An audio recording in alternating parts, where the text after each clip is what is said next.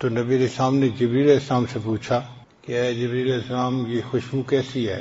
انہوں نے عرض کیا اے اللہ کے حبیب صلی اللہ علیہ وسلم جو فرعون کے سر پہ تیل لگانے والی لڑکی تھی، عورت تھی، وہ یہاں پر مدفون ہے اور اس کے دفن ہونے کی وجہ سے پوری جگہ خوشبو سے رچی ہوئی ہے۔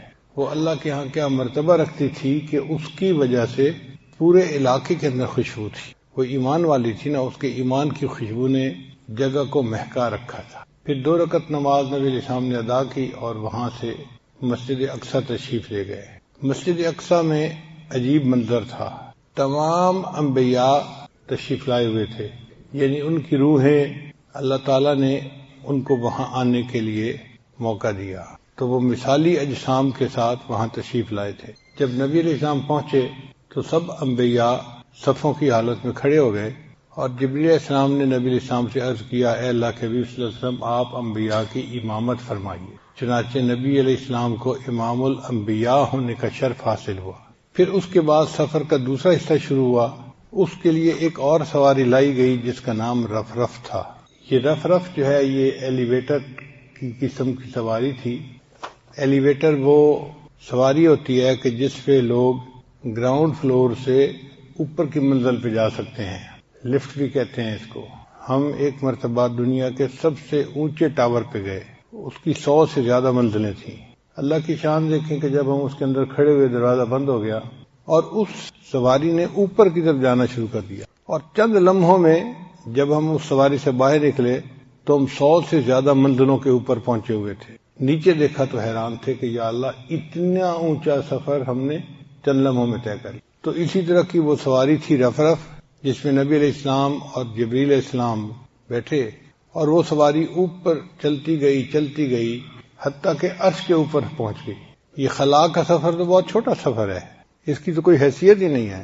وہ سواری تو خلا سے بھی اوپر، آپ دیکھیے کہ عرش تک، اللہ کے عرش تک اس نبی علیہ السلام کو لے گئی۔ ایک جگہ ایسی آئی کہ جہاں جبریل علیہ السلام نے اللہ تعالیٰ کی خدمت میں عرض کیا اے اللہ کے حبیب صلی اللہ علیہ وسلم یہاں سے آگے میں نہیں جا سکتا، اگر میں اس سے آگے جاؤں گا تو میرے پر بھی جل جائیں گے۔ یعنی اللہ تعالیٰ کا نور اتنا زیادہ ہے کہ اس نور کی وجہ سے میرے پر جل جائیں گے۔ تو اس سے آگے پھر نبی اللہ کے محبوب صلی اللہ علیہ وسلم اکیلے تشریف لے گئے، اور کہاں تک گئے؟ اللہ کے اتنا قریب، ثم دنا فتدلی فکان قاب قوسین او ادنی، سدرۃ المنتہا سے بھی اوپر۔ سدرہ کہتے ہیں بیری کو عربی زبان میں، منتہا آخری بیری۔ یہ ایک نور کی بیری ہے، ایک نور ہے جو بیری کی طرح بندے کو نظر آتا ہے، اور یہ اللہ تعالیٰ کے عرش سے اوپر ہے۔ تو نبی علیہ السلام اس سے بھی آگے تشریف لے گئے اور اکیلے تھے۔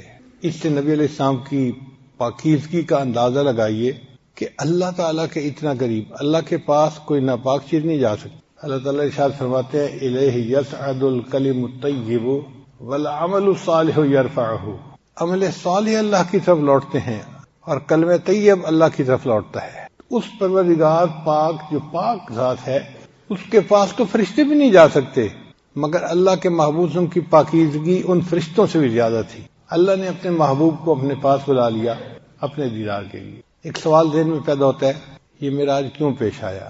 تو ہر چیز کی کوئی نہ کوئی وجہ ہوتی ہے۔ اللہ کے محبوب صلی اللہ علیہ وسلم نے مکہ کے لوگوں کو دین کی طرف بلایا، مگر وہ ہٹ دھرم قسم کے لوگ تھے، تھوڑے لوگ مانے اور زیادہ نے مخالفت شروع کر دی، اور مخالفت ہی نہیں، نبی علیہ السلام کو انہوں نے تکالیف پہنچانے بھی شروع کر دی۔ تو اللہ کے محبوب صلی اللہ علیہ وسلم نے سوچا کہ یہ قریش مکہ اپنی ضد کے اوپر جمے رہے اور انہوں نے میرا پیغام ماننے سے انکار کر دیا، میں اگر اپنے اور رشتہ داروں کے پاس جاؤں تو ہو سکتا ہے کہ وہ قدر کریں۔ اس زمانے میں رشتہ داری کی، قبیلے کی، تعلق کی بڑی قدر کی جاتی تھی۔ چنانچہ طائف ایک جگہ تھی، پہاڑی جگہ تھی، اور وہاں پر نبی علیہ السلام کے ماموں رشتہ دار رہتے تھے، یعنی نبی علیہ السلام کی جو والدہ تھی نا حلیمہ سعدیہ، تو بنو سعد قبیلہ کے لوگ وہاں رہتے تھے، تو رشتے میں ماموں بنے پھر وہ۔ تو نبی علیہ السلام کو یہ امید تھی کہ ان سے تو میرا ماموں والا رشتہ ہے، اگر ان کے سامنے میں اللہ کی توحید کا پیغام پہنچاؤں تو ہو سکتا ہے یہ اس پیغام کو مان لیں، مگر دل میں ڈر بھی تھا کہ اگر نہ مانیں گے تو پھر کیا ہوگا۔ چنانچہ اللہ کے محبوب صلی اللہ علیہ وسلم نے اپنے طائف کے سفر کو خفیہ رکھا، اس کو عام نہیں کیا۔ اگر نبی علیہ السلام چاہتے تو ابو بکر عمر ساتھ ہوتے، اگر نبی علیہ السلام چاہتے تو سینکڑوں جان فدا کرنے والے عشاق ساتھ ہوتے، مگر اللہ کے نبی صلی اللہ علیہ وسلم سمجھتے تھے کہ اگر میں وہاں گیا اور انہوں نے بات نہ مانی تو پھر مکہ کے مشرک تو اور تیز جری ہو جائیں گے، جرت بڑھ جائے گی کہ اپنوں نے بات نہیں مانی تو ہمارے پاس کیوں آئے ہیں یہ۔ اب اللہ کے محبوب صلی اللہ علیہ وسلم نے اپنے ساتھ کوئی خادم نہیں لیا، اکیلا سفر کیا۔ آپ غور کیجئے کہ مکہ مکرمہ کی گرمی 50 ڈگری سینٹی گریڈ کی گرمی ہوتی ہے، اس میں خشک پہاڑوں کا سفر کرتے کرتے اللہ کے محبوب صلی اللہ علیہ وسلم اکیلے طائف پہنچے۔ طائف کا سفر تقریباً 80 کلومیٹر دور بنتا ہے مکہ سے، یعنی ایک موٹا اندازہ لگائیں کہ یہاں سے فیصل آباد کا سفر، اب ایک آدمی کو پیدل چل کے سفر کرنا پڑے یہاں سے فیصل آباد تو کتنا وہ تھک جاتا ہے، کتنی بھوک لگتی ہے، کتنی پیاس لگتی ہے۔ اللہ کے محبوب صلی اللہ علیہ وسلم نے یہ سفر اکیلے فرمایا۔ جب وہاں تشریف لے گئے تو وہاں پر 3 بڑے سردار تھے جو طائف میں رہتے تھے۔ ایک کو آپ صلی اللہ علیہ وسلم نے اللہ کا پیغام پہنچایا تو اس نے جواب دے دیا کہ جی نہیں، میں آپ کی بات کو نہیں مانتا۔ پھر دوسرے کے پاس پیغام پہنچایا، اس نے کہا جی کہ میں بھی آپ کی بات کو نہیں مانتا۔ اور تیسرے نے کہا کہ میں اس بات کو سننا ہی نہیں چاہتا، میں کیوں سنوں۔ یعنی تینوں نے ایک طرح سے انکار کر دیا، لیکن چونکہ رشتہ داری کا ایک تعلق تھا تو اس کا لحاظ کرتے ہوئے انہوں نے یہ کہا کہ جی آپ آئے تو ہیں یہاں، لیکن آپ اس شہر میں رہ نہیں سکتے، آپ یہاں سے فوراً واپس چلے جائیں۔ دوسرے الفاظ میں انہوں نے شہر سے نکلنے کے لیے کہہ دیا۔ اب ایک بندہ جو 80 کلومیٹر کا سفر کر کے آیا ہو اور اس کو بیٹھنے بھی نہ دیا جائے، آرام بھی نہ کرنے دیا جائے اور کہہ دیا جائے جی کہ آپ واپس جائیں، تو سوچیں کتنی مشقت ہوتی ہے اس کے اوپر۔ پھر یہیں تک نہیں، ان سرداروں نے لڑکوں کو کہہ دیا کہ یہ دیوانہ قسم کا بندہ ہے جو ہمارے بتوں کو برا کہتا ہے، تو اس کو شہر سے باہر نکالو، یعنی لڑکے پیچھے لگا دیے۔ اب وہ لڑکے جو تھے ان کے ہاتھ میں پتھر تھے اور وہ پتھر مارتے تھے نبی علیہ السلام کو۔ اتنے انہوں نے پتھر مارے کہ محبوب صلی اللہ علیہ وسلم کو جو جوتا مبارک تھا نا، نالین مبارک، وہ خون سے بھر گیا تھا۔ اور عربوں میں تو مہمان نوازی مشہور تھی۔ ایک بندہ 80 کلومیٹر کا سفر پیدل طے کر کے آیا ہے، انہوں نے روٹی پانی بھی نہیں پوچھا، اور اسی بھوک کی حالت میں، تھکاوٹ کی حالت میں نبی علیہ السلام کو شہر سے باہر جانا پڑا۔ اور اوپر جو انہوں نے ہیوملٹی کی وہ اس کے علاوہ تھی، اپنی طرف سے تو انہوں نے بے عزت کر کے نکال دیا۔ جب نبی علیہ السلام شہر سے باہر آ کر بیٹھے تو اللہ کے حبیب صلی اللہ علیہ وسلم کا دل بہت مغموم تھا۔ نبی علیہ السلام نے اس وقت ایک دعا مانگی، اللہم الیک اشکو ضعف قوتی وقلت حیلتی وہوانی علی الناس۔ اے اللہ، میں اپنی قوت کی کمزوری کی اور اسباب کی قلت کی اور لوگوں کے سامنے اپنے کمزور ہونے کا شکوہ آپ کے سامنے عرض کرتا ہوں۔ انت ارحم الراحمین، اے اللہ آپ سب رحم کرنے والوں سے زیادہ رحم کرنے والے ہیں۔ الی من تکلنی الی عدو یتجہمنی، اے اللہ آپ مجھے دشمن کے سپرد کرتے ہیں جو میرے اوپر شروع ہوتا ہے، غصہ کرتا ہے۔ او الی قریب ملکتہ امری، یا کسی قریب کو کہ اس کے حوالے آپ نے میرے امر کو کر دیا۔ ان لم تکن غضبان علی فلا ابالی، اے اللہ اگر آپ مجھ سے ناراض نہیں ہیں تو پھر مجھے کسی چیز کی پرواہ نہیں ہے۔ ان عافیتوں کا اوسع لی، آپ کی عافیت میرے لیے بہت وسیع ہے۔ اعوذ بنور وجہک الذی اشرقت لہ الظلمات، اے اللہ میں آپ کے چہرے کے اس نور کے طفیل مانگتا ہوں جس سے کہ دنیا کی ظلمتیں ختم ہو گئیں، وصلح علیہ امر الدنیا والآخرہ، اور دنیا اور آخرت کے سب کام اس سے سنور گئے، کہ آپ کا غصہ میرے اوپر ہو یا آپ مجھ سے ناراض ہوں۔ لکل اتبا حتی تردا، اللہ آپ کو اس وقت تک منانا ضروری ہے جب تک کہ آپ راضی نہیں ہو جاتے۔ آپ ذرا اندازہ لگائیے اس دعا کے الفاظ کا کہ محبوب صلی اللہ علیہ وسلم نے کتنی عاجزی کے ساتھ اللہ کے سامنے فریاد عرض کی، لا حول ولا قوت الا بک، اللہ آپ کے سوا کوئی قوت نہیں۔ تو آپ صلی اللہ علیہ وسلم ایک جگہ پر بیٹھے، تھکے ہوئے تھے اور بہت مغموم تھے۔ قریب انگوروں کا ایک باغ تھا، ایک آدمی تھا، اس کا نام تھا عداس، وہ وہاں مزدوری کرتا تھا مگر آیا ہوا کسی اور علاقے کا تھا۔ جیسے اس شہر میں بہت سارے لوگ مزدوری کرنے والے ہوتے ہیں، کوئی فیصل آباد سے آتا ہے، کوئی سندھ سے آتا ہے، کوئی بنو سے آتا ہے، کوئی اور شہروں سے آتا ہے، تو وہ دور سے آیا ہوا تھا۔ اس نے جب دیکھا کہ ایک آدمی ہے جو آئے ہیں اور تھکے ہوئے ہیں اور بیٹھ گئے ہیں، تو اس کو خیال آیا کہ بھئی میں ان کو کچھ کھانا پینا تو دوں۔ تو اس نے اپنے باغ کے مالک سے پوچھا، تو مہمان نوازی تو ان کی فطرت میں تھی۔ وہ اگرچہ باغ کا مالک کافر تھا، شیبہ کا اور ان کا باغ تھا، اس نے اجازت دے دی۔ چنانچہ عداس کچھ انگور لے کے نبی اسلام کی خدمت میں آیا اور اس نے آ کر انگور پیش کیے، پانی دیا۔ نبی علیہ السلام نے انگور کھائے، پانی پیا تو طبیعت کچھ بحال ہوئی۔ تو نبی علیہ السلام نے اس سے تعارف پوچھا، بھئی تم کہاں سے ہو؟ اس نے کہا جی میں تو نینوا کا رہنے والا ہوں اور وہاں سے یہاں آیا ہوں اپنی مزدوری کے لیے۔ تو نبی علیہ السلام نے فرمایا اچھا آپ یونس علیہ السلام کے علاقے کے رہنے والے ہیں؟ وہ نام سن کر حیران ہو گیا کہ جی آپ ان کو کیسے جانتے ہیں؟ چونکہ یونس علیہ السلام اس علاقے میں پیغمبر گزرے تھے اور ان کے نام کو کوئی باہر کی دنیا کا بندہ جانتا ہی نہیں تھا۔ تو نبی علیہ السلام کی زبان سے یہ لفظ سن کے وہ بڑا حیران ہوا۔ تو نبی صاحب نے فرمایا کہ وہ میرے بھائی تھے، وہ بھی اللہ کے نبی تھے اور میں بھی اللہ کا نبی ہوں، اور اللہ ہی نے مجھے اس کا بارے میں بتایا ہے۔ تو اس کے دل میں ایمان کا نور پیدا ہو گیا کہ یہ بندہ جو پیغمبر علیہ السلام کی بات کر رہا ہے یہ بندہ عام بندہ نہیں ہے، یہ واقعی اللہ کا ہے۔ تو بہرحال پھر اس کے بعد 2 فرشتے آئے۔ ان فرشتوں نے نبی علیہ السلام کی خدمت میں عرض کیا کہ اے اللہ کے حبیب صلی اللہ علیہ وسلم، اللہ نے ہمیں بھیجا ہے، میں پہاڑوں کا فرشتہ ہوں اور مجھے یہ اللہ نے کہا ہے کہ آپ سے آ کر پوچھوں کہ اگر آپ اجازت دیں تو میں 2 پہاڑوں کو ٹکرا کر یہ پوری جو بستی ہے نا ان کے لوگوں کو ختم کر دیا جائے، نیست و نابود کر دیا جائے۔ یعنی جن لوگوں نے آپ کی اتنی بے اکرامی کی ہے اب آپ اجازت دے دیجئے، ہم ان کا نام و نشان مٹا دیتے ہیں۔ 2 پہاڑوں کو ٹکرانا فرشتے کے لیے کون سا مشکل تھا؟ نبی صاحب نے اجازت نہیں دی، یہ دعا کی کہ یا اللہ میری قوم کی مغفرت فرما فإنہم لا یعلمون، وہ مجھے جانتے نہیں ہیں، ان کو حقیقت کا احساس نہیں کہ کون ہوں میں اور ان کے پاس اللہ کا پیغام لے کے آیا ہوں۔ چنانچہ نبی علیہ السلام نے ان کو منع کر دیا اور یہ بھی کہہ دیا کہ اگرچہ یہ لوگ ابھی ایمان نہیں لائے، ہو سکتا ہے آنے والے وقت میں ان کی اولادوں میں سے کچھ ایسے ہوں جو ایمان لائیں اور دین پر عمل کرنے والے بن جائیں۔ تو محبوب صلی اللہ علیہ وسلم کی رحمت للعالمین دیکھیے کہ اتنا کچھ ان سے خراب رویہ برداشت فرما لیا اور ان کے لیے عذاب کی اجازت نہیں دی۔ فرشتے چلے گئے تو نبی اسلام پھر اکیلے تھے اور اس کے بعد تنہائی میں بیٹھے ہوئے دل بہت غمزدہ تھا۔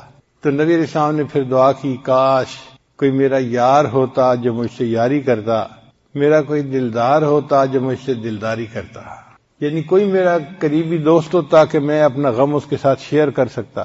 مقصد کہنے کا یہ تھا۔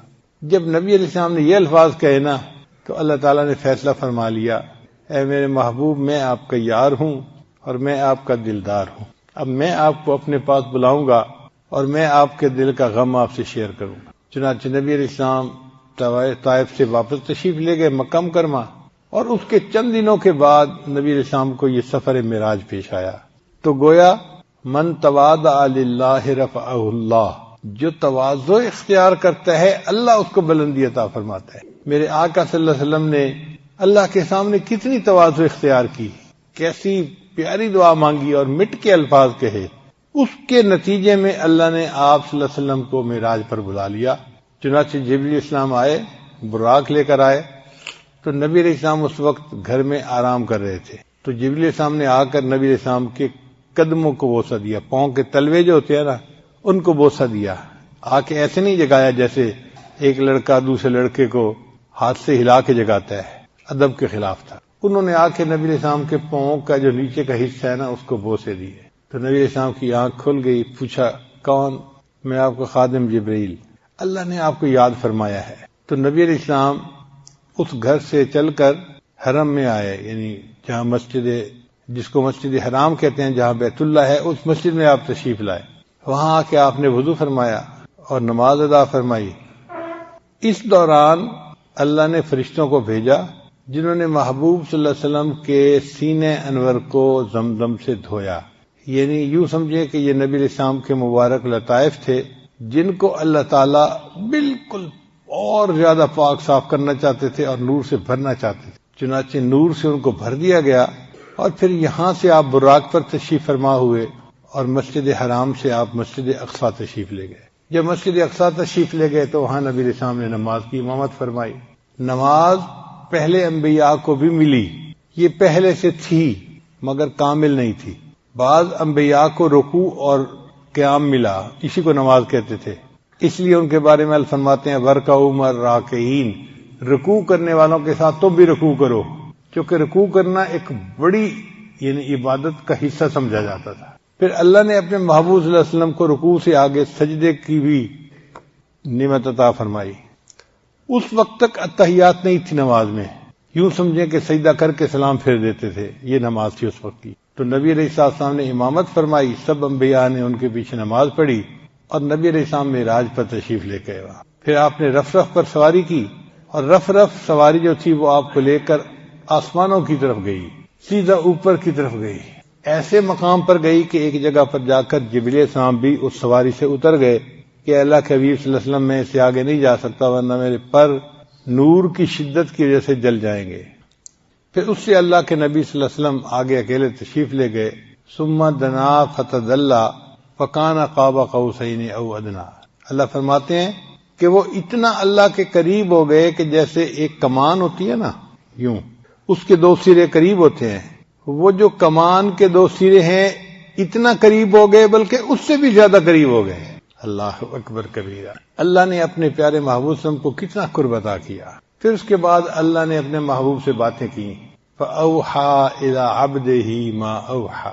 اللہ نے وحی کی اپنے محبوب کی طرف، جو چاہا وحی کی، اس راز کو کوئی نہیں جانتا، اللہ جانتے ہیں یا ان کے محبوب صلی اللہ علیہ وسلم جانتے ہیں۔ تاہم اتنا ضرور ہے عزیز طلباء کہ جب نبی علیہ السلام اللہ کے سامنے تشریف لے گئے، حاضر ہوئے، تو نبی علیہ السلام نے یہ الفاظ کہے، التحیات للہ والصلوات والطیبات۔ ان تینوں الفاظ سے اللہ کی حمد بیان ہوتی ہے، تعریف ہوتی ہے۔ التحیات، زبان سے جو تعریفیں کی جاتی ہیں ان کو التحیات کہتے ہیں۔ والصلوات، جو بدن سے عبادت کی جاتی ہے اس کو صلوات کہتے ہیں۔ والطیبات، اور جو مال خرچ کیا جاتا ہے اللہ کے راستے میں اس کو طیبات کہتے ہیں۔ تو نبی علیہ السلام نے جا کر تین باتیں کہیں کہ اے اللہ، جو قولی عبادتیں ہیں یا بدنی عبادتیں ہیں یا مالی عبادتیں ہیں، وہ ساری کی ساری آپ ہی کے لیے ہیں، آپ کو سجدی ہیں، اور یہ سب عبادتیں آپ کے لیے۔ التحیات للہ والصلوات والطیبات۔ اب یہاں پر طالب علم کے ذہن میں سوال پیدا ہوتا ہے کہ نبی علیہ السلام نے سلام کیوں نہیں کیا؟ حالانکہ شریعت تو یہ کہتی ہے کہ جب کوئی دو بندے ملیں، افشوا السلام بینکم، تم سلام کو اور زیادہ پھیلاؤ اور ایک دوسرے کو سلام کرو۔ تو نبی علیہ السلام نے سلام کیوں نہیں کیا؟ علماء نے اس کی وجہ لکھی کہ دیکھیں، دو بندے جب ملتے ہیں نا تو ایک دوسرے کو سلام کرتا ہے، سلام دعا ہے، السلام علیکم، آپ کے اوپر سلامتی ہو، یعنی اللہ آپ کو پریشانیوں سے، مصیبتوں سے محفوظ کرے اور آپ ہر پریشانی سے سلامت رہیں، یہ السلام علیکم کا معنی ہوتا ہے، ہم دعا دے رہے ہوتے ہیں۔ تو نبی علیہ الصلوۃ والسلام نے السلام علیکم اس لیے نہیں کہا کہ اللہ تعالیٰ تو سلام ہے، خود سلام ہے، ان کا نام ہے السلام، اس کو کوئی پریشانی نہیں، کوئی مصیبت نہیں، لہذا یہ دعا اللہ کے حق میں دی نہیں جا سکتی تھی۔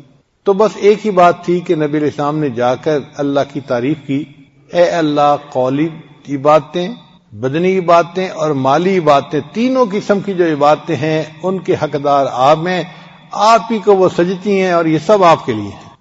تو اللہ تعالیٰ نے اس کے جواب میں تین ہی الفاظ کہے، السلام علیک ایھا النبی ورحمۃ اللہ وبرکاتہ۔ اے نبی صلی اللہ علیہ وسلم، آپ کے اوپر سلامتی ہو، چونکہ آپ صلی اللہ علیہ وسلم تو مخلوق تھے نا، اور اللہ کے نبی تھے، انسان تھے، تو آپ کو تو سلامتی کی ضرورت تھی۔ تو اللہ نے فرمایا السلام علیک ایھا النبی ورحمۃ اللہ وبرکاتہ، اور اللہ کی رحمتیں ہوں اور اللہ کی برکتیں ہوں۔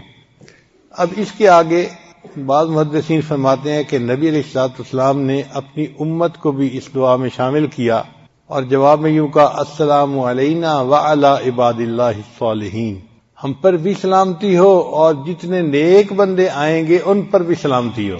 اور بعض کہتے ہیں محدثین کہ نہیں، فرشتوں نے یہ الفاظ کہے۔ تو بہرحال جو بھی تھے، جواب میں یہ الفاظ بھی کہے گئے۔ اب یہ گفتگو تھی جو محبوب کی اللہ رب العزت سے عرش کے اوپر ہوئی، اور اس کو اللہ نے ہماری اتحیات کا حصہ بنا دیا، اور اتحیات کو ہماری نماز کا حصہ بنا دیا۔ اللہ اکبر کبیرہ۔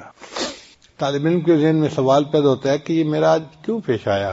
اللہ تعالیٰ اپنے محبوب صلی اللہ علیہ وسلم کا دل خوش کرنا چاہتے تھے کہ محبوب صلی اللہ علیہ وسلم، آپ کا دل غمزدہ ہے، آپ میرے پاس تشریف لائے، میں آپ کو جنتوں کی سیر کرواؤں، عرشوں کی سیر کرواؤں، اور میں آپ کو بتاؤں کہ میرے پاس آپ کا مقام کیا ہے۔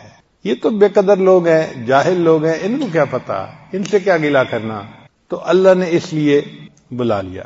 اب سوال پیدا ہوتا ہے کہ پھر انبیاء وہاں کیوں موجود تھے؟ اس میں بھی حکمت ہے کہ اللہ نے اپنے انبیاء سے وعدہ لیا تھا پہلے سے ہی. قرآن مجید میں اللہ فرماتے ہیں آل عمران سورت میں وَإِذْ أَخَذَ اللَّهُ مِيثَاقَ النَّبِيِّينَ، اور یاد کرو اس وقت کو جب اللہ نے انبیاء سے میثاق لیا، وعدہ لیا.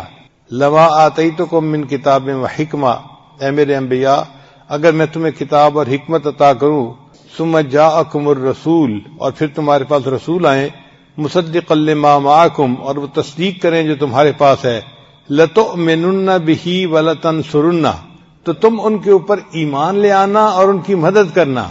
اب یہ انبیاء سے اللہ نے پہلے سے وعدہ لیا ہوا تھا اور انبیاء نے وعدہ کیا تھا.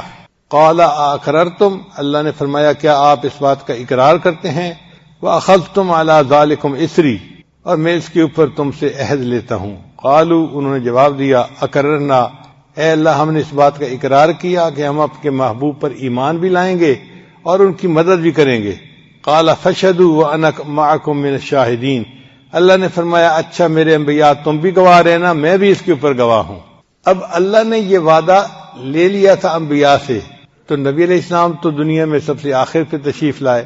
اب اس عہد کو پورا کرنے کا موقع اور کیا ہو سکتا تھا؟ کوئی ہو ہی نہیں سکتا تھا. اللہ نے احسان فرمایا کہ جب نبی علیہ السلام معراج پر تشریف لے جا رہے تھے تو اس وقت انبیاء کی روحوں کو ایک جگہ پر اکٹھا فرما دیا اور نبی علیہ السلام کو وہاں لے گئے اللہ. تو انبیاء کو نبی علیہ السلام کی زیارت کا بھی موقع نصیب ہو گیا اور نبی علیہ السلام کی نبوت کو تسلیم کرنے کا بھی موقع نصیب ہو گیا. چنانچہ انہوں نے نبی علیہ السلام کے پیچھے نماز ادا کی. تو اللہ کے محبوب صلی اللہ علیہ وسلم کی جو بلندی مرتبت ہے وہ ظاہر ہوئی اس سے کہ آپ صرف نبی نہیں تھے بلکہ امام الانبیاء تھے، انبیاء کے بھی امام تھے اور نبی الانبیاء بھی تھے، یعنی انبیاء کے بھی آپ نبی تھے. انبیاء سے اللہ نے وعدہ لیا تھا آپ کی نبوت کو ماننے کا، تو آپ نبی الانبیاء تھے. عزیز طلباء، ایک مثال پہ ذرا غور کرنا. کوئی بندہ مجھے ملتا ہے نا راستے میں، ناواقف ہوتا ہے یا انجان ہوتا ہے، کہتا ہے جی میں آپ سے ملنا چاہتا ہوں. میں کہتا ہوں بھئی فلان جگہ پر گھر ہے، مسجد ہے، آپ آ جانا، میں آپ سے ملاقات کر لوں گا. تو میں اس کو بلا لیتا ہوں کہ آپ آ جانا، میں آپ سے ملاقات کروں گا. لیکن اگر میں جا رہا ہوں اور مجھے کوئی اپنا بہت قریبی دوست ملے، اس سے دور کی رشتہ داری بھی تھی، بچپن کا کلاس فیلو بھی تھا، بہت قریبی تھا، اور کئی سالوں بعد وہ مجھے ملا، تو اس کو میں پتہ نہیں بتا دیتا کہ بھئی فلان جگہ ملنے کے لیے آ جانا ہے. میں کہتا ہوں بھئی آؤ میری گاڑی میں بیٹھو، میں آپ کو اپنے گھر لے جاتا ہوں. تو ایک بندے کو آنے کے لیے پتہ بتا دیا اور دوسرے بندے کو خود اپنی گاڑی میں بٹھا کے گھر لے کے آئے. ہے نا فرق دونوں میں؟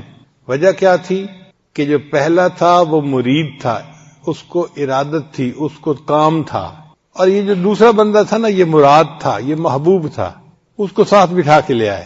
تو اللہ کے محبوب صلی اللہ علیہ وسلم اللہ کے محبوب تھے، مراد تھے، اور حضرت موسیٰ علیہ السلام اللہ کے مرید تھے، طالب تھے.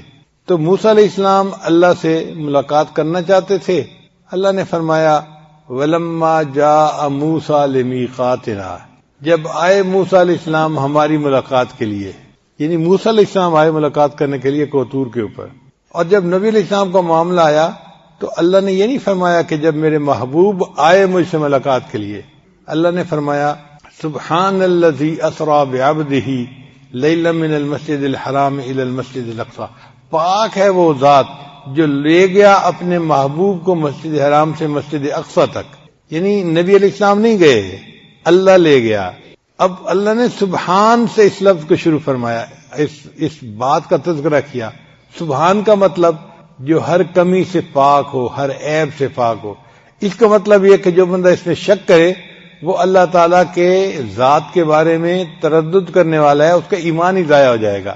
تو جب اللہ کہتے ہیں کہ اللہ لے گیا، اللہ پاک ہے ہر عیب سے، اب کوئی یہ نہیں کہہ سکتا جی یہ چیز تو ممکن ہی نہیں تھی. بھئی بندوں کے لیے ناممکن تھی، اللہ کے لیے ناممکن نہیں تھی.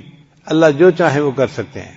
تو پاک ہے وہ ذات جو لے گئی اپنے محبوب کو اپنے مسجد حرام سے مسجد اقصی تک. اسی طرح حضرت موسیٰ علیہ السلام نے اللہ سے دعا مانگی تھی رب اشرح لی صدری، اے اللہ میرے سینے کو شرح عطا فرما دیجئے، کھول دیجئے، شرح صدر عطا فرما دیجئے. تو گویا موسیٰ علیہ السلام کو ایک نعمت کی طلب تھی، انہوں نے اللہ سے دعا مانگی، اور اللہ نے اپنے محبوب کو بھی شرح صدر والی نعمت عطا فرمائی، مگر یہ نہیں کہا کہ میرے محبوب نے مجھ سے مانگا تھا۔ اللہ فرماتے ہیں الم نشرح لک صدرک، اے میرے محبوب کیا ہم نے آپ کو شرح صدر نہیں عطا فرما دیا؟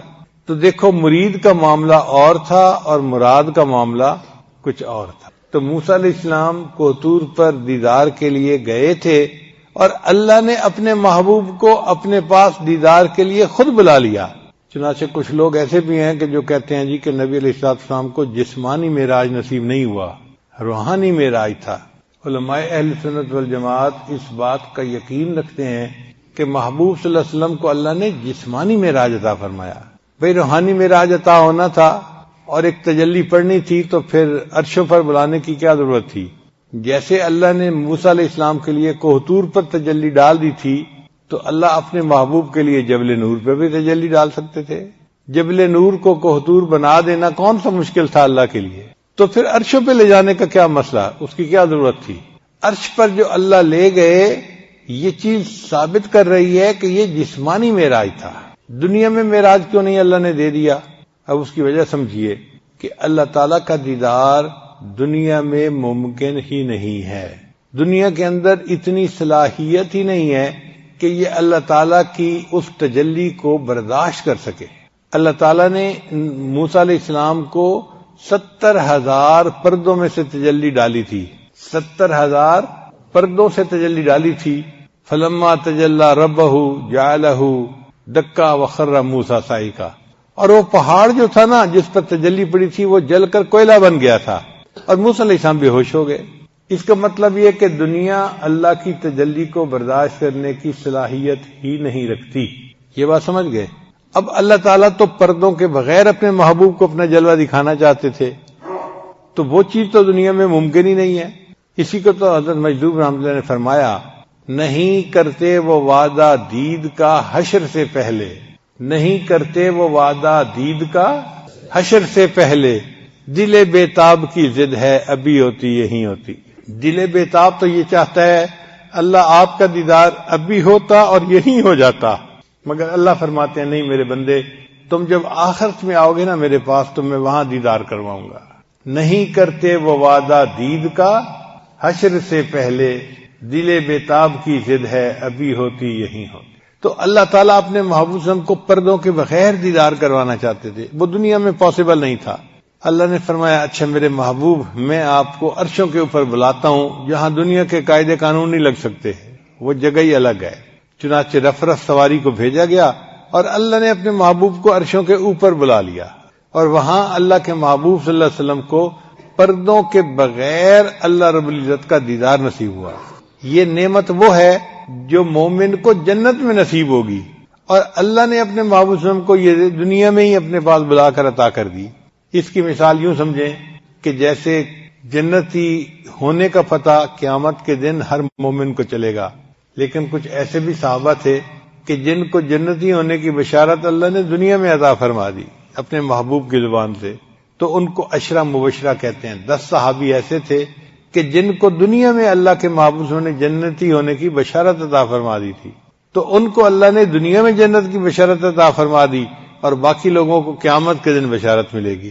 اسی طرح باقی لوگوں کو قیامت کے دن اللہ کا دیدار ہوگا، باقی انبیاء کو بھی قیامت کے دن اللہ کا دیدار ہوگا، اور اپنے محبوب کو اللہ نے دنیا کی زندگی میں اپنے پاس بلا کر اپنا دیدار عطا فرما دیا۔ حکمت کیا تھی اس میں؟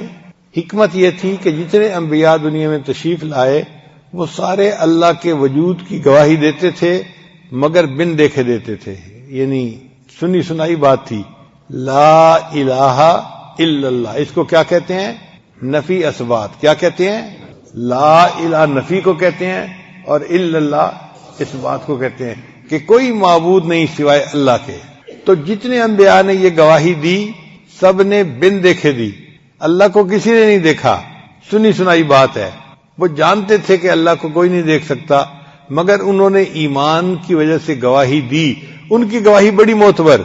ایک بندہ سنی سنائی بات پہ گواہی دیتا ہے تو وہ گواہی مضبوط ہوتی ہے، اور ایک بندہ اس چیز کو دیکھ کے آتا ہے پھر گواہی دیتا ہے تو یہ گواہی اثبت ہوتی ہے، اس سے بھی زیادہ مضبوط ہوتی ہے۔ اس کی مثال یوں سمجھیں کہ آپ میں سے کئی لوگ ہیں کہیں گے جی امریکہ ہے امریکہ ہے امریکہ ہے، مگر یہ سنی سنائی باتیں ہوں گی، لوگوں سے سنی ہے، ٹی وی پہ سنی ہے، اخباروں میں پڑھا ہے، سنی سنائی بات ہے۔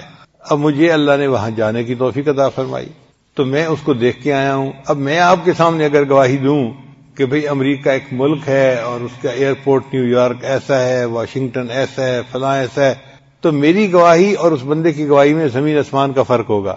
اس بندے کی گواہی سنی سنائی اور میری گواہی دیکھی دکھائی۔ بات سمجھ آ گئی نا؟ اس کو کہتے ہیں لیس الخبر کالمعائنۃ، کہ جو خبر ہوتی ہے نا وہ مشاہدے کی طرح نہیں بن سکتی۔ سن کے بات کرنا اور چیز ہوتی ہے، دیکھ کے بات کرنا اور چیز ہوتی ہے۔ تو باقی سب انبیاء کا جو ایمان تھا وہ خبر کا تھا، اور میرے آقا صلی اللہ علیہ وسلم کا جو ایمان تھا وہ معائنے کا اور مشاہدے کا ہی ہے۔ تو محبوب صلی اللہ علیہ وسلم کی بلندی درجات کا پتہ چلتا ہے کہ دنیا میں اللہ نے محبوب کو وہ نعمت عطا فرمائی جو باقی انبیاء کو بھی آخرت میں جا کر ملے گی۔ تو محبوب صلی اللہ علیہ وسلم کی فضیلت ثابت ہو گئی۔ اب سوال پیدا ہوتا ہے کہ انبیاء کی امامت نبی علیہ الصلوۃ والسلام نے معراج پر جانے سے پہلے فرمائی، آ کے فرماتے تو اور اچھا ہوتا۔ تو علماء نے جواب دیا کہ پہلے انبیاء کو نماز کا کچھ حصہ ملا تھا، ادھوری نماز ملی تھی، قیام ملا تھا، رکوع ملا تھا، اور سجدہ نبی علیہ السلام کو ملا، اور پھر اس میں جو تکمیل ہوئی نا وہ عرش پہ جا کے ہوئی کہ اتحیات کا مضمون جو بنا، میں نے ابھی آپ کے سامنے جو کھولا۔ تو اگر نبی علیہ السلام آ کر پڑھاتے تو جو نماز نبی علیہ الصلوۃ والسلام کو ملی وہی کامل نماز باقی انبیاء کو بھی مل جاتی، پھر فضیلت کہاں رہ جاتی؟ اللہ اپنے محبوب ہم کو فضیلت دینا چاہتے تھے، تو اللہ تعالیٰ نے فرمایا میرے محبوب صلی اللہ علیہ وسلم آپ انبیاء کی امامت پہلے کروا لیں تاکہ جتنی نماز ان کو ملی وہ اپنی نماز پڑھ لیں، جب آپ واپس آئیں گے تو آپ اور آپ کی امت کو میں کامل نماز پڑھنے کی توفیق عطا فرما دوں گا۔ فرشتے بھی نماز پڑھتے ہیں مگر ان کی نماز بھی ادھوری۔ نبی صاحب نے فرمایا کچھ فرشتے قیام کی حالت میں ہیں، ساری زندگی قیام میں رہیں گے، کچھ رکوع میں ہیں، ساری زندگی رکوع میں رہیں گے، کچھ سجدے میں، ساری زندگی سجدے میں رہیں گے، کچھ اتحیات میں ہیں، ساری زندگی اتحیات پہ رہیں گے۔ تو فرشتے بھی نماز کا ایک ایک رکن ادا کرتے ہیں۔ اللہ کی شان دیکھیے، اللہ نے اپنے محبوب کی امت پر کتنا احسان فرمایا، اللہ نے سب ارکان کا مجموعہ انسان کو عطا فرما دیا، ہم قیام سے لے کے اتحیات تک کے سارے ارکان ادا کرتے ہیں۔ جب نبی علیہ السلام اللہ سے ملاقات کے بعد اللہ سے ملاقات کر کے آنے لگے تو اللہ تعالیٰ نے فرمایا میرے محبوب صلی اللہ علیہ وسلم میں آپ کو ایک تحفہ دیتا ہوں۔ تو نبی صاحب بڑے خوش ہوئے، بھئی کوئی محبوب کسی کو گھر بلائے اور تحفہ دے تو خوشی کی بات ہے نا۔ وہ تحفہ کیا تھا؟ اللہ نے فرمایا آپ کی امت روزانہ 50 مرتبہ نماز پڑھے گی۔ تو نبی علیہ السلام بڑے خوش ہو گئے، اے اللہ کے حبیب صلی اللہ علیہ وسلم میری امت 50 نمازیں پڑھے گی، میں ان کو پیغام پہنچا دوں گا۔ اور اللہ تعالیٰ نے امت کے ساتھ رحمت کا معاملہ کرنے کا بھی فیصلہ فرما دیا۔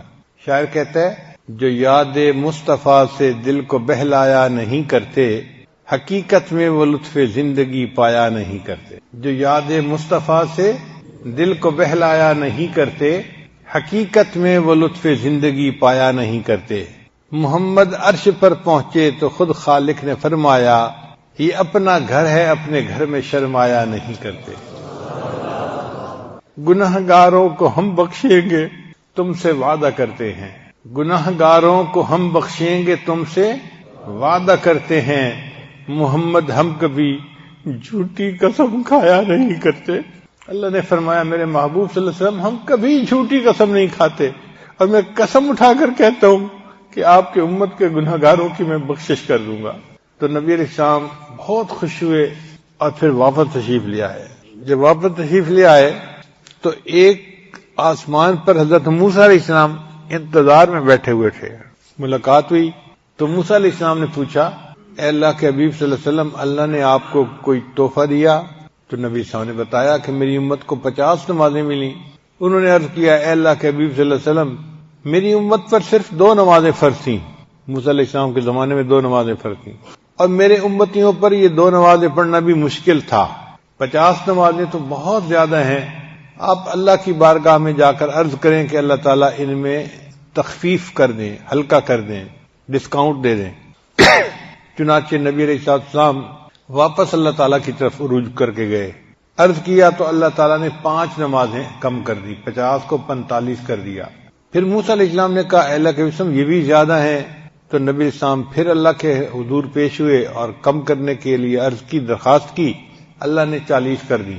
ہر دفعہ 5 نمازیں کم ہوتے ہوتے ہوتے ہوتے بالآخر نبی علیہ السلام جو تشریف لے گئے نا 9ویں دفعہ، تو اللہ نے فرمایا میرے محبوب آپ کی امت 5 نمازیں پڑھے گی مگر میں ان کو 50 نمازوں کا ثواب عطا فرماؤں گا.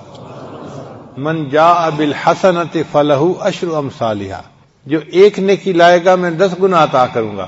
تو امت 5 نمازیں پڑھے گی، روزانہ 50 نمازیں پڑھنے کا ثواب ملوں گا. تو نبی علیہ السلام بہت خوش ہو گئے. پھر نبی علیہ السلام نے فرمایا کہ بھئی اب میرا دل نہیں چاہتا اور اللہ کے حضور جا کے کم کرنے کی ریکویسٹ کرنے کا. میری امت 5 نمازیں تو پڑھے گی صحیح. اچھا کئی ایسے بھی نوجوان ہوتے ہیں جو کہتے ہیں کہ اللہ تعالیٰ کے محبوب ایک دفعہ اور چلے جاتے تو یہ 5 بھی نہ رہتی. بیوقوف لوگ. اس کی مثال ایسے ہے کہ جیسے ایک چھوٹا بچہ کسی نوجوان کو کہے کہ تمہارا جو نکاح ہوا ہے نا تمہاری پسندیدہ لڑکی کے ساتھ، آج تم اگر مسجد میں نہ آتے نا تو نکاح نہ ہوتا. تو آگے سے کیا جواب دے گا؟ کہے گا بیوقوف تو ہے بچہ، تجھے کیا پتا، میں نے تو اتنی دعاؤں کے بعد یہ وقت اللہ سے مانگا تھا، شکر ہے کہ میرا نکاح ہو گیا. ایسے ہی ہوتا ہے نا.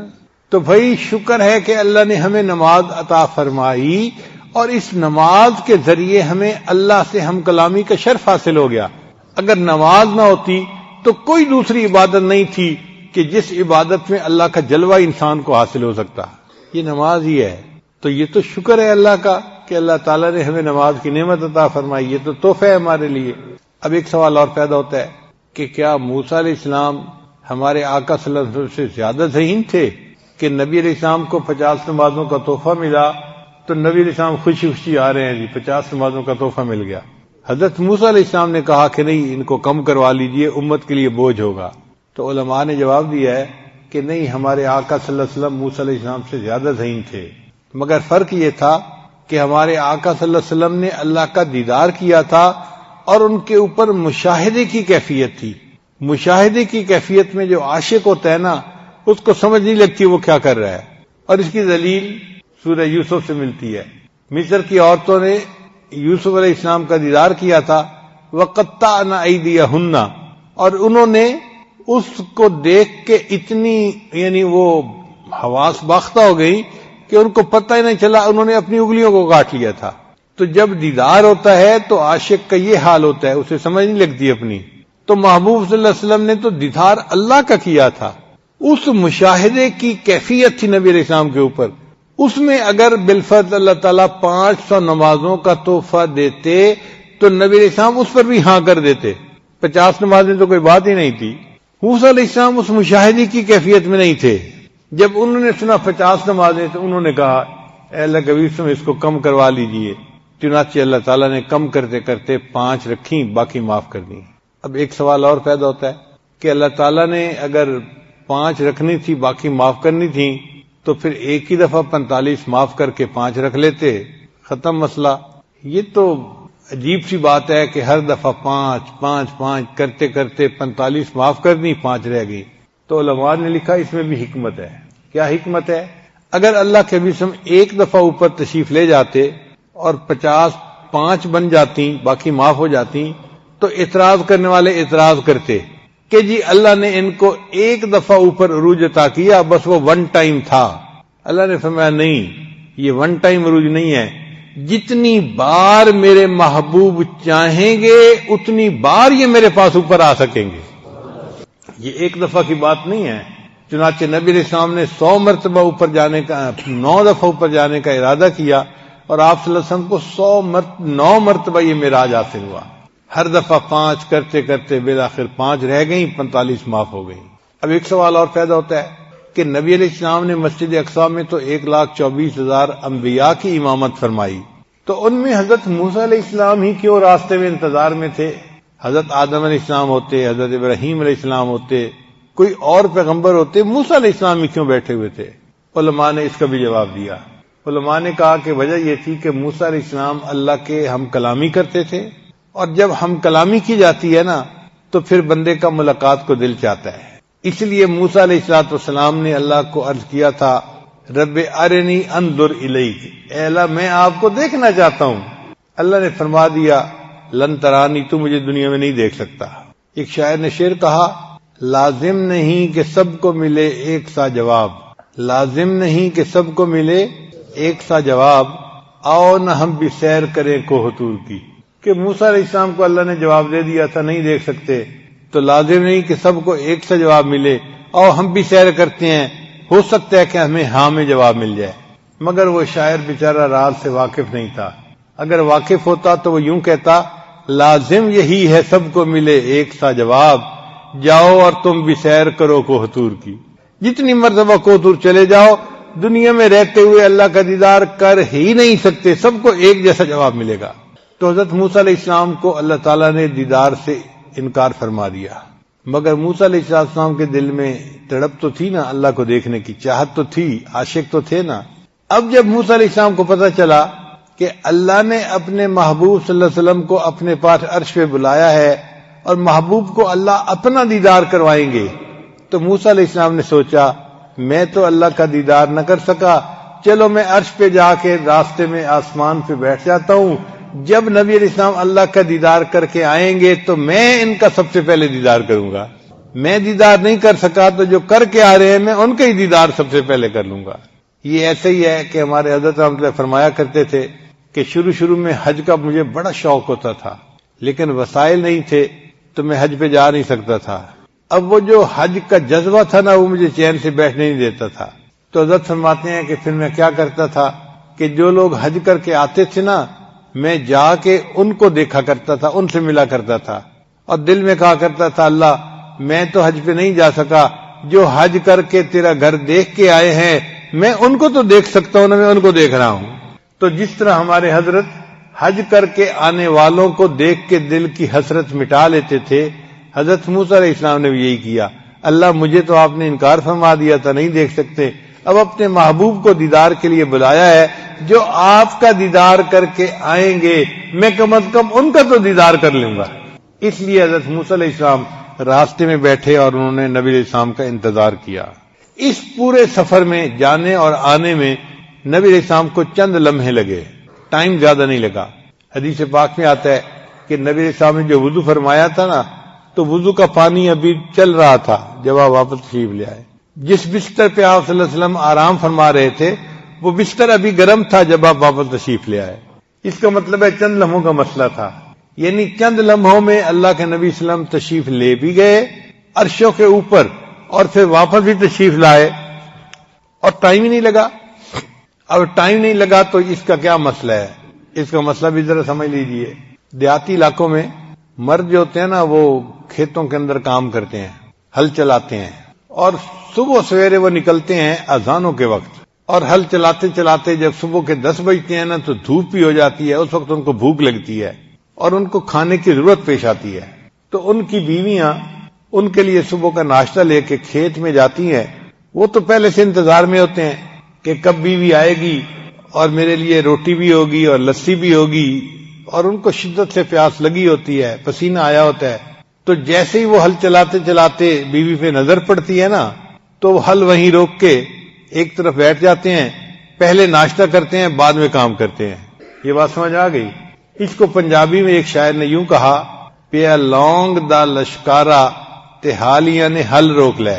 لونگ کہتے ہیں وہ عورتیں جو یہ ناک کے اندر کوکا سا ڈالتی ہیں سونے کا، کہ جب لونگ کا لشکارا پڑتا ہے نا تو حالی جو ہے وہ اپنا ہل روک لیتے ہیں، کام بند کر دیتے ہیں کہ محبوب آ گئی، اب مجھے کام روکنا ہے اور پہلے ناشتہ کرنا ہے، بعد میں کام کروں گا۔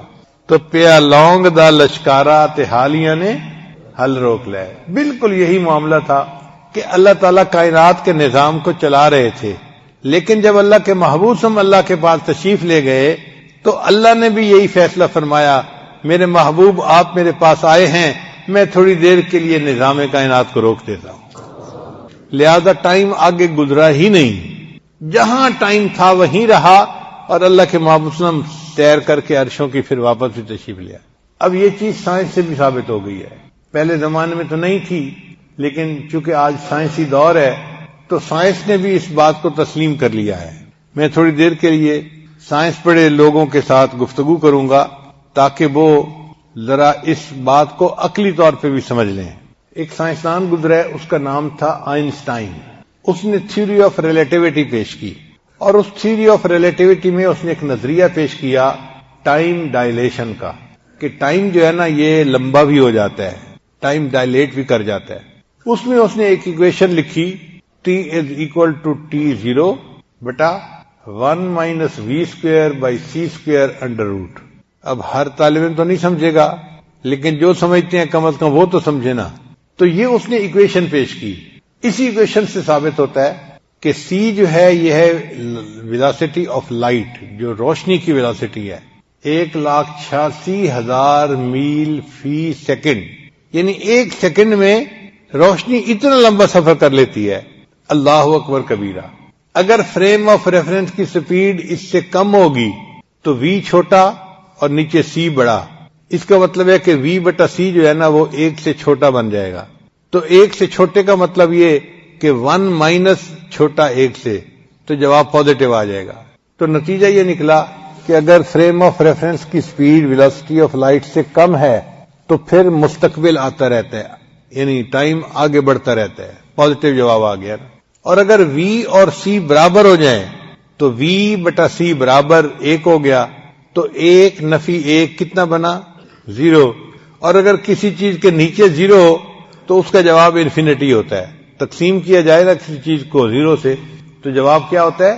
انفینٹی. اس کا مطلب یہ کہ اگر فریم آف ریفرنس کی سپیڈ ویلاسٹی آف لائٹ کے برابر ہو جائے تو جواب انفینٹی آئے گا.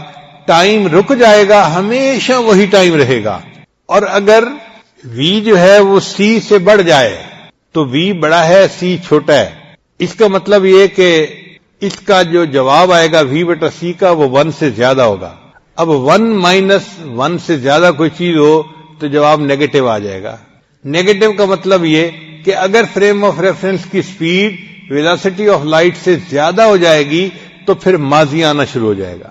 یہ ماضی کیسے آئے گا؟ آپ دیکھتے ہیں کرکٹ کے جو ہے نا جب گیم ہو رہی ہوتی ہے تو ایک لڑکا شاٹ کھیلتا ہے اور بڑی اچھی شاٹ ہوتی ہے، تو اس شاٹ کو پھر ٹی وی والے ری پلے کر کے دکھا دیتے ہیں. آپ دوبارہ پھر اسی شاٹ کو کھیلتے ہوئے دیکھتے ہیں، وہ تو کھیل چکا مگر انہوں نے اس کو ری پلے کر کے دکھا دیا. تو اگر ویلاسٹی آف لائٹ سے فریم آف ریفرنس کی سپیڈ زیادہ ہو جائے تو انسان کی زندگی میں مستقبل کی بجائے ماضی آنا شروع ہو جائے گا.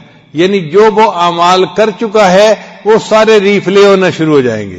یہی قیامت کے دن ہوگا کہ اللہ تعالیٰ بعض لوگوں کو اپنے سامنے کھڑا کریں گے اور ان کی زندگی کے کچھ لمحات کو، کچھ واقعات کو، کچھ گناہوں کو ری پلے کر کے دکھائیں گے. میرے بندے دیکھ تو نے یہ کیا.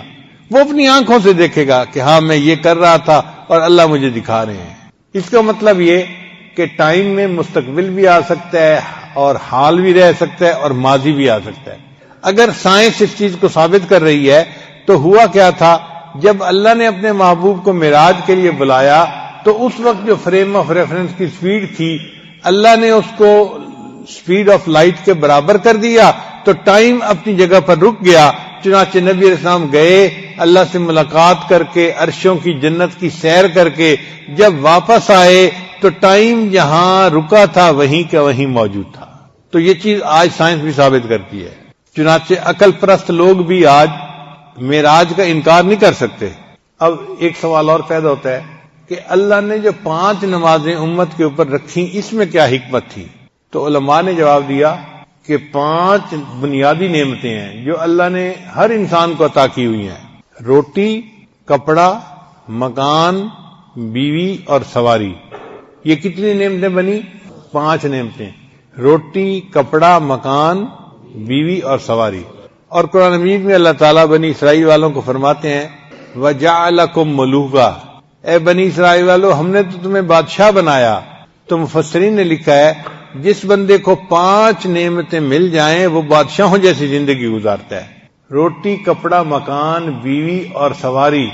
جس بندے کو یہ 5 نعمتیں مل جائیں اس کی زندگی شاہانہ زندگی ہوتی ہے. اور یہ نعمتیں آج کے دور میں تو اکثر لوگوں کو حاصل ہیں. ہر بندے کو اللہ نے روٹی دی، کپڑا دیا، مکان دیا، بیوی دی اور سواری بھی دی. یہ الگ بات کہ کسی کو گاڑی ملی، کسی کو موٹر سائیکل ملا، سواری تو ملی ہے نا. پہلے زمانے میں کسی کو اونٹ ملتا تھا، کسی کو گھوڑا، کسی کو گدھا، سواری کہلاتی تھی. آج کے دور میں بھی سواری ملی ہے. کون سی؟ گاڑی کی ہو یا سائیکل موٹر کی ہو، سواری تو اللہ نے دی ہوئی ہے نا. تو جس بندے کو یہ 5 نعمتیں مل جائیں، اللہ نے اپنی ساری نعمتیں گویا اس کو عطا فرما دی. وہ خوش نصیب انسان ہے، وہ بادشاہوں کی زندگی گزارنے والا بندہ ہے. تو اللہ نے 5 نمازیں اس لیے فرض کی، میرے بندو تم 5 نمازیں پڑھو گے تو گویا یہ جو زندگی کی 5 بنیادی نعمتیں ہیں تم ان کا شکر ادا کرنے والے بن جاؤ گے، میں تمہیں اپنے شکر گزار بندوں میں شامل کر لوں گا. بعض علماء نے کہا کہ نہیں، انسان کی زندگی میں 5 حواس ہیں جن کو حواس خمسہ کہتے ہیں، ان کی مدد سے ہم زندگی گزارتے ہیں. یہ 5 حواس کون سے ہیں؟ دیکھنا، سننا، چکھنا، چھونا اور سونگھنا. 5 حواس ہیں. ہم ان حواس سے کسی بھی چیز کے بارے میں معلوم کر سکتے ہیں کہ یہ کیسی ہے. تو یہ 5 حواس اللہ نے ہر انسان کو عطا فرمائے جن کی وجہ سے زندگی اچھی گزرتی ہے. آپ بتائیں، اگر کسی کو آنکھیں نہ ملیں تو زندگی کا کوئی مزہ رہ جاتا ہے؟ یا کسی بندے کو سننے کی نعمت نہ ملے تو زندگی کا کیا مزہ؟ یا کسی بندے کو سونگھنے کی نعمت نہ ملے تو زندگی کا کیا مزہ؟ یا کسی بندے کو ذائقہ ہی نہیں ہے، جو کھا رہا ہے سب ایک جیسی چیز ہے، تو زندگی کا کیا مزہ؟ تو زندگی کا مزہ ان 5 حواس کے ساتھ آتا ہے. بات سمجھ آ گئی؟ اللہ نے فرمایا میرے بندو جو 5 نمازیں ادا کرے گا وہ گویا ان تمام حواس کی نعمتوں کا شکر ادا کرنے والا ہے، میں اس کو اپنی شکر گزار بندوں میں شامل کر لوں گا. بعض علماء نے ایک جواب اور دیا، وہ کہتے ہیں کہ 5 مصیبتیں ایسی ہیں جن میں سے ہر بندے کو گزرنا پڑے گا: موت، قبر، حشر، میزان اور پل صراط. ان مراحل میں سے ہر بندے کو گزرنا پڑے گا. کوئی ایسا نہیں کہ جو کہے کہ نہیں مجھے فلاں مرحلے میں سے نہیں گزرنا پڑے گا. بات سمجھ گئے نا؟ موت، قبر، حشر، میزان اور پل صراط. اللہ نے 5 نمازیں فرض فرمائیں. میرے بندو اگر تم 5 نمازیں پابندی سے پڑھو گے میں تمہیں ان 5 مراحل میں آسانی کے ساتھ پار کر دوں گا. اس لیے اللہ نے 5 نمازیں فرض فرمائیں. اب ایک سوال اور پیدا ہوتا ہے کہ نماز میں رکعتیں ہیں 2، 3 اور 4، تو 2، 3 اور 4 رکعتیں کیوں ہیں؟ علماء نے جواب دیا اللہ نے فرشتوں کو پیدا کیا، اولی اجنحۃ مثنی و ثلاث و رباع. اللہ نے ان فرشتوں کے پر بنائے 2، 3 اور 4. بعض فرشتوں کے 2 پر، بعض کے 3 پر اور بعض کے 4 پر بنائے. اللہ نے امت کو نماز کی 2، 3 اور 4 رکعتیں عطا فرمائیں. میرے بندو فرشتے پرواز کرتے ہیں تو وہ عرشوں تک پہنچ جاتے ہیں. تمہیں میں نماز کی رکعتیں دے رہا ہوں، تم نماز پڑھو گے میں تمہیں روحانی پرواز عطا فرما دوں گا. پھر پورے دن میں 17 رکعتیں فرض ہیں. کتنی رکعتیں فرض ہیں؟ 17 رکعتیں. وہ کیسے؟ 2 رکعت فرض ہے فجر کی اور 4 رکعت فرض ہے ظہر کی، 4 اور 2 6، اور 4 رکعت